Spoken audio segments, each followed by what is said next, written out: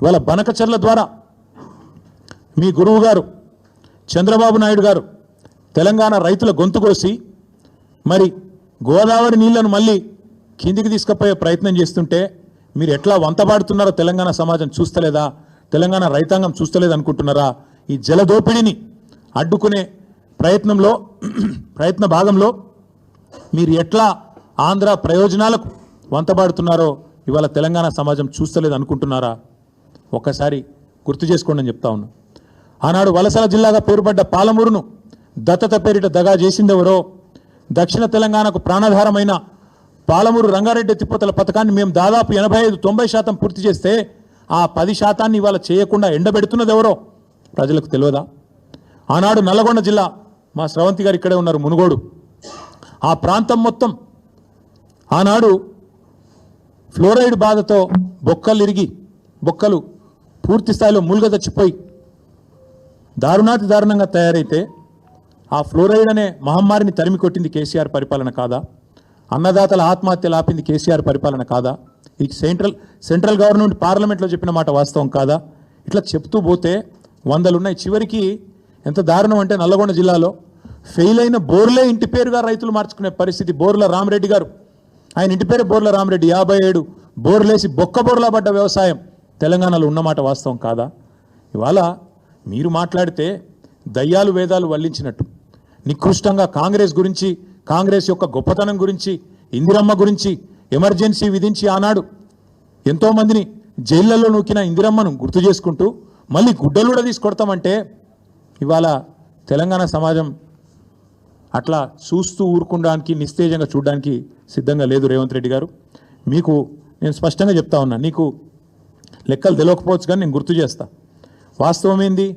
2014లో ఆనాడు కొత్త రాష్ట్రం తెలంగాణ, ఏదో అధికార మార్పిడి కాదు జరిగిందో, కొత్త రాష్ట్రం పుట్టింది. ప్రజల దయతో, పోరాటాలతో, కేసీఆర్ గారి నాయకత్వంలో తెలంగాణ రాష్ట్రాన్ని సాధించుకున్న రాష్ట్రంలో మన ఆర్థిక పరిస్థితి మనకు తెలియకపోయినా 2 దఫాల్లో 30,000 కోట్ల రుణమాఫీ చేసింది కేసీఆర్ ప్రభుత్వం కాదా? ఆనాడు కరోనా వచ్చినా, పెద్ద నోట్ల రద్దు లాంటి సమస్యలు వచ్చినా, కొత్త రాష్ట్రానికి మోడీ గారు ఎన్నో రకాలుగా ఇబ్బందులు పెట్టే ప్రయత్నం చేసినా అన్నీ తట్టుకొని 30,000 కోట్లు రుణమాఫీ చేసింది కేసీఆర్ ప్రభుత్వం కాదా? అట్లాగే ఇక సాగునీటి ప్రాజెక్టులు, వాటిని సస్యశ్యామలం చేయడం, నేను మళ్ళీ చెప్తా ఉన్నా, మీరే కదా రైతు డిక్లరేషన్. మీ రాహుల్ గాంధీ వరంగల్కి వచ్చి ఇన్ని మాటలు చెప్పిండు, ఒక్కటని అమలైందా? ఇంట్లో ఒకటేసారి రుణమాఫీ అన్నారు. 50,000 కోట్ల రుణమాఫీని 12,000 కోట్ల కుదించి చేతులు దులుపుకున్నారు, అవతల పడ్డారు, అయిపోయింది అంటున్నారు.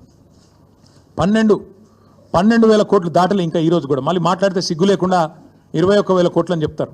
మీకు ఇదివరకు కూడా చెప్పినా, మళ్ళీ కూడా చెప్తా ఉన్నా, ఇందులో ఒక్కటని అమలైందా? ఒక్కటంటే ఒక్కటి అయినా సిగ్గు లేకుండా మాట్లాడతారు. అట్లాగే ఎన్నో చేశాం, మీకు చెప్తే చాలా ఉన్నాయి. 2,603 రైతు వేదికలు కట్టినాం. 5,000 ఎకరాలకు ఒక్కొక్కరు చొప్పున అగ్రికల్చర్ ఎక్స్టెన్షన్ ఆఫీసర్లను పెట్టినాం.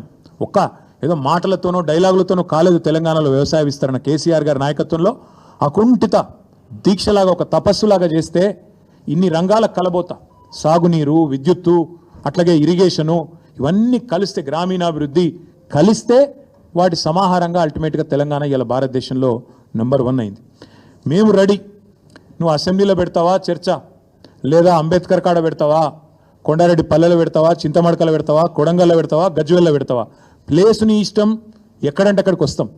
కానీ నువ్వు తప్పించుకపోయే బాబత్ మాకు తెలుసు. నువ్వు గ్యారంటీ ఏం చేస్తావు? ఈయనకి ఏంటంటే అలవాటు, బురద చల్తాడు, అవతల పడతాడు, ఇట్లా చల్తాడు, ఏదో మాట అంటే డైలాగే నేను ఎక్కడన్నా అని మళ్ళీ అవుతాడు. ఆయననే చెప్పిండి, నిన్న కేసీఆర్ వస్తాడా కేటీఆర్ వస్తాడా అన్నాడు. మరి నేను వస్తా అంటున్నా, నీకు దమ్ముంటే రా, లేదంటే ఇంకొక ప్రతిపాదన 8 తారీఖు నాడు, ఇలా 5 తారీఖు, ఎందుకంటే ముఖ్యమంత్రి గారికి ప్రిపేర్ అయ్యేందుకు టైం పడుతుంది. 8 తారీఖు నాడు 11 గంటలకు మేమందరం వస్తాం. సోమాజిగూడ ప్రెస్ క్లబ్ రా, నీకు కుర్చీ చేసి పెడతాం. నీ కార్యకర్తలతో సహా వస్తావా, నీ ఎమ్మెల్యేలతో సహా వస్తావా, వాళ్ళు ఎంతమంది వస్తారో చెప్తే వాళ్ళకు కూడా ఇంతజాం చేస్తాం. ఛాయ్ బిస్కెట్ కూడా మా సోమాజిగూడ ప్రెస్ సోదరులను అడిగి అది కూడా ఏర్పాటు చేస్తాం. సోమాజిగూడలో ప్రెస్ క్లబ్లో 11 గంటలకు 8 తారీఖు నాడు నేను రెడీగా ఉంటా. నువ్వు వస్తావా రావా నీ ఇష్టం, నువ్వే ఛాలెంజ్ ఇస్తున్నావు, రావాలని కోరుతున్నా. వస్తే సంతోషం, మీడియా ముందే చర్చిద్దాం, నీళ్ళకు నీళ్ళు పాలకు పాలు. ఇంకొక మాట కూడా నేను చెప్తా ఉన్నా, ఇవాళ మా రైతన్నలు కూడా వినాలని చెప్పి కూడా కోరుతా ఉన్నా. వాస్తవం ఏంది? ఈరోజు సిగ్గు లేకుండా ఈ ముఖ్యమంత్రి రైతు బంద్ వేసినా పండుగ చేసుకోండి అంటుండు.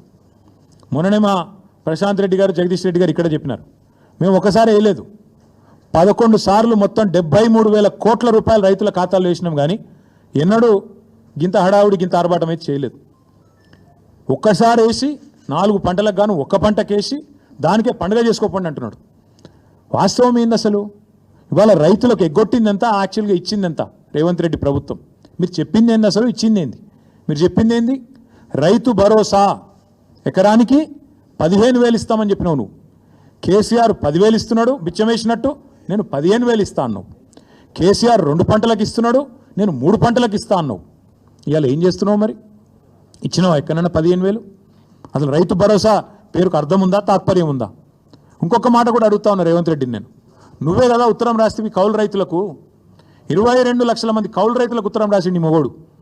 మీ అందరికీ నేను రాగానే ఇస్తా, ఇచ్చేస్తూనే ఉన్నా, వస్తూనే ఉన్నా, ఇస్తా అని చెప్పి రెచ్చగొట్టిండు. ఇవాళ అసలు రైతులకు ఎగ్గొట్టింది, పట్టదారులకు ఎగ్గొట్టింది ఈ 4 పంటలు కలిపి 24,000 కోట్లు, కౌలు రైతులకు ఎగ్గొట్టింది 15,000 కోట్లు. మొత్తం కలిపితే ఈ ప్రభుత్వం ఒక్క రైతు బంధులోనే ఎగ్గొట్టింది 39,000 కోట్లు. ఎట్లా లెక్క అంటారా మీరు? ఆ లెక్క కూడా నేను తీసుకొచ్చిన, మీరు చూసుకోవచ్చు. ఒక్కొక్క ఎకరానికి ఎంత ఎగ్గొట్టిండు, మొత్తం కలిపి 39,000 కోట్లు ఎగ్గొట్టిండు ఒక రైతు బంధుల్నే. ఇక రైతు రుణమాఫీ తీసుకుంటే అక్కడ దాదాపు 35,000 కోట్లు ఎగ్గొట్టిండు. 50,000 కోట్ల లెక్కను 12,000కు రౌండ్ ఆఫ్ చేసి ఆడొక 35,000 కోట్లు ఎగ్గొట్టిండు. రైతు బంధులో ఇంకో 39,000 కోట్లు ఎగ్గొట్టిండు. ఎట్లా అంటారా? 2023-24 రబీలో ఒక్కొక్క ఎకరానికి ఆనాడు 2,500 ఎగ్గొట్టిండు, 5,000 ఇచ్చి చేతులు దులుపుకున్నాడు. అప్పుడే ఎలక్షన్ అయిందన్నాడు. అప్పుడు కేసీఆర్ గారు పెట్టిన 7,500 కోట్లు ఇచ్చిండు. ఇచ్చి 2,500 ఎకరానికి అప్పుడే ఎగ్గొట్టిండు. తర్వాత ఒక పంట అయితే మొత్తానికి ఎగ్గొట్టిండు. ఎందుకంటే కేసీఆర్ ఏమో నాట్లు వచ్చినప్పుడు వేసేది, నాట్లు వేసేటప్పుడు రైతు బంధు వేసేది, ఈయన ఓట్లు వేసేటప్పుడే వేస్తాడు, తర్వాత వేయడు. మా రైతు సోదరులకు నేను చెప్తున్నా, మళ్ళీ ఓట్లు దాటినాయంటే తర్వాత రైతు బంధు ఉండదు. దానికి రైతు బంధుకు రామ్ మర్చిపోండి. రేవంత్ రెడ్డి గారి ప్రభుత్వం రైతు బంధును ఎగ్గొడుతుంది, ఏదో ఒకటి చెప్పి తప్పించుకుంటుంది. ఈ 2024-25లో అన్నాడు మొత్తం 23-24 వానాకాలంలో రబీల్నేమో 5,000 ఇచ్చిండు, మొత్తం 23-24 వానాకాలం ఏమో మొత్తానికి ఎగ్గొట్టిండు 7,500. అటెనక 2024-25 దానిలో కూడా మొత్తం ఎగ్గొట్టిండు 7,500. మొన్న మళ్ళీ 1,500. అంటే మొత్తం కలిపితే ఒక్కొక్క ఎకరానికి 19,000 బాకీ రేవంత్ రెడ్డి ప్రభుత్వం ఒక రైతు బంధుకి. అంటే మొత్తం కలిపితే 1,52,00,000 ఎకరాలకు తీస్తే లెక్క మొత్తం కలిపి ఇప్పుడు నేను చెప్పిన 39,000 కోట్ల రూపాయలు ఎగ్గొట్టింది కాంగ్రెస్ ప్రభుత్వం. టోటల్గా అన్నదాతకు సున్నం పెట్టింది కాంగ్రెస్ ప్రభుత్వం. అట్లాగే ఇక ఆయన చెప్పిన మాటలు, ఎవరు? రాహుల్ గాంధీ రుణమాఫీ అన్నాడు, ఏకకాలంలో చేస్తామన్నాడు. డైలాగులు తొడలు కొట్టుడు, మెడలు కొట్టుడు, ఉరుకుని తెచ్చుకోండి, నేను వస్తూనే ఉన్నా, వేస్తూనే ఉన్నా అన్నాడు. 49,500 కోట్లను కుదించి కేవలం దాన్ని రౌండ్ ఆఫ్ చేసి ఆఖరికి ఇలా 20,000 కోట్లు చేసినామని బయట చెప్తారు.